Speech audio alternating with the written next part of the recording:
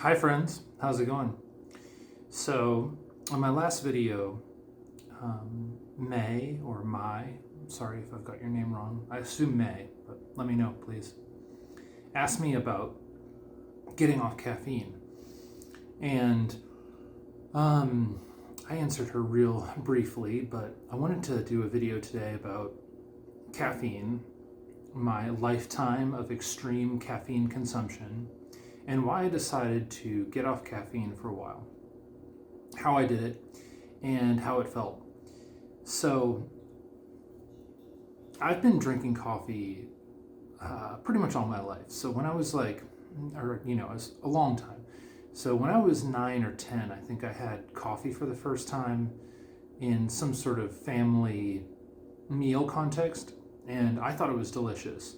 Immediately loved caffeine or loved coffee, and the feeling it gave me was great too. I've always been sort of, I guess people would say I have an addictive personality, but I just liked the rush of caffeine, and I started drinking coffee often. By the time I was 16 or 17, I was drinking a couple cups of coffee a day, almost always.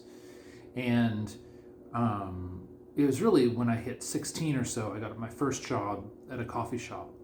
And that was really funny. So, as a young person, having no restraint and having that espresso machine right there, I would drink like 10 shots of espresso, or sometimes upwards of like 15 shots of espresso. I just loved the rush, and I had no no self-control and no sense that it could be harming my body.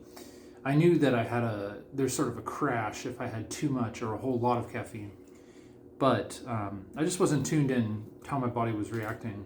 I knew it affected my sleep, but it didn't seem to matter. And there were other drugs I did at the time that were a lot harsher.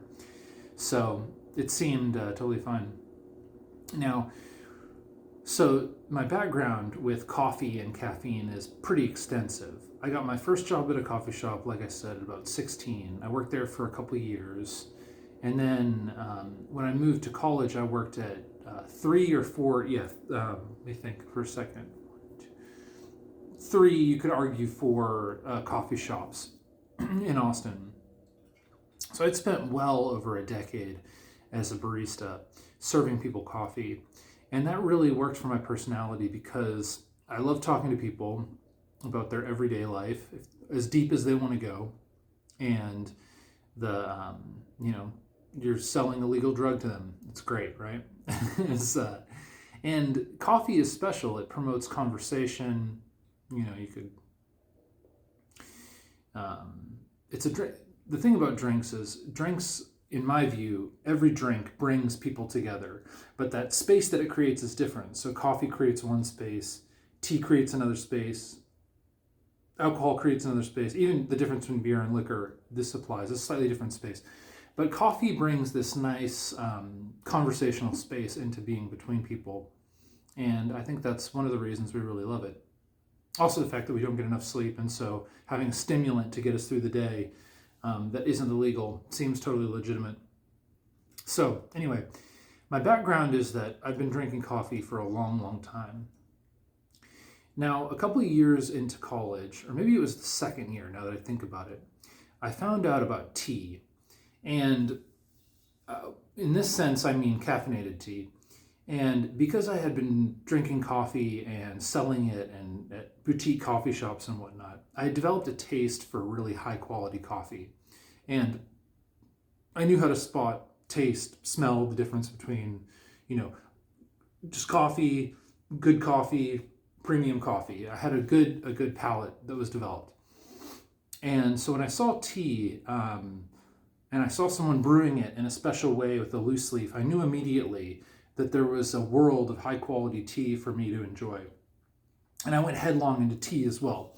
And then I spent the next 10 or 15 years, like I mentioned in last video, discovering Japanese, Chinese, Taiwanese teas, all the different ways they're brewed. And it's even coffee is a huge world. There's a lot to learn and experience and enjoy. But tea is an even larger world. It's way, way bigger. There's so much more variety between the different things. So anyway, that's my background. I've always loved caffeine. I've always consumed it a lot with pretty much no restraint. Unless I started to feel ill or something, I would stop drinking coffee for that day, right? Now, recently, I started getting back into cycling, and I'm not a child anymore. And recovering from exercise now requires me to have good sleep patterns, to be getting a full night's sleep, actually getting the rest and recovery.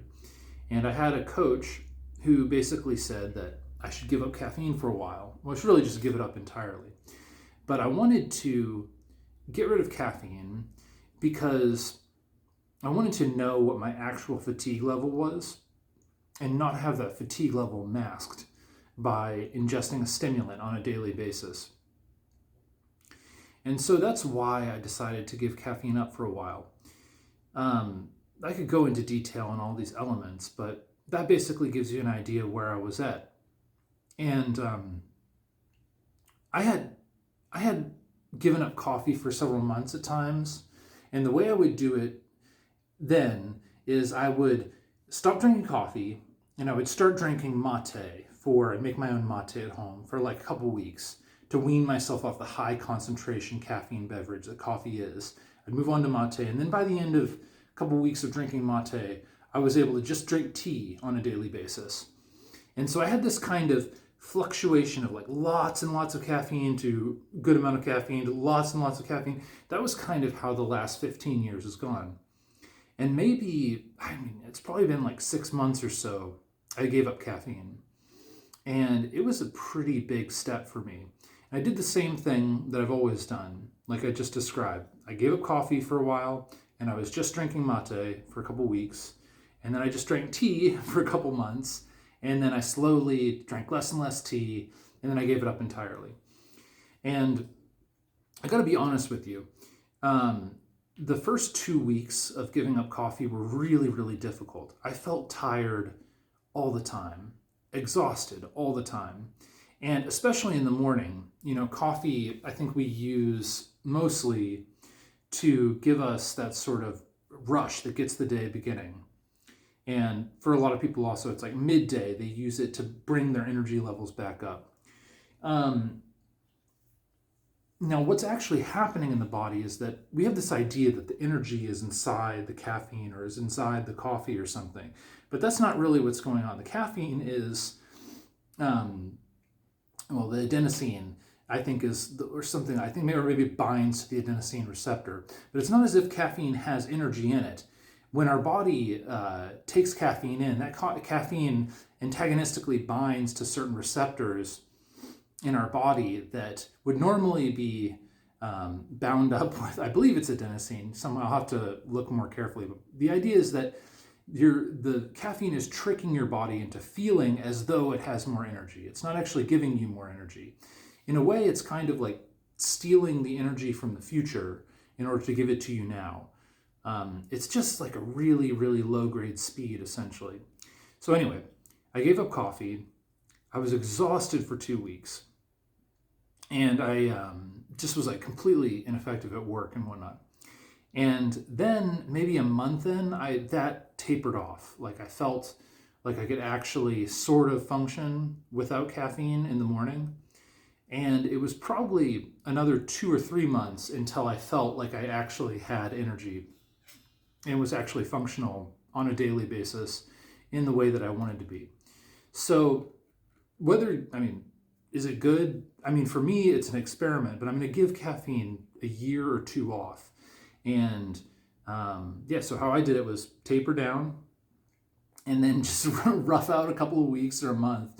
And now that it's been, 4 or 6 months, whatever, I feel completely normal. I feel good. And I'm glad that I'm feeling the energy I actually have. Now, I probably will start drinking tea again in the future.